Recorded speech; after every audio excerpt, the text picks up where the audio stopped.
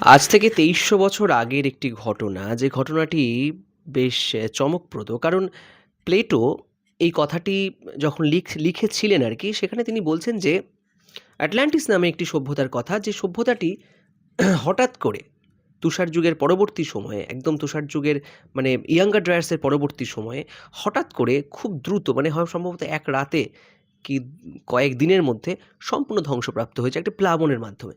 আশ্চর্যের ব্যাপার, এই আটলান্টিসের কথা যখন আমরা বলি, তখন আরেকটা কথা মাথায় আসে যে, এই ধরনের গল্প বা মিথ পৃথিবীর সমস্ত সাহিত্যে, সমস্ত ধর্মগ্রন্থের গল্পে, পুরাণের গল্পে রয়েছে। তাহলে বলুন, এটা কি মিথ নাকি কাকতালীয়? নাকি একটা গল্প? নাকি সত্যি হারিয়ে যাওয়া একটি ইতিহাস, যেরকম আটলান্টিসের কথা আমরা জানি।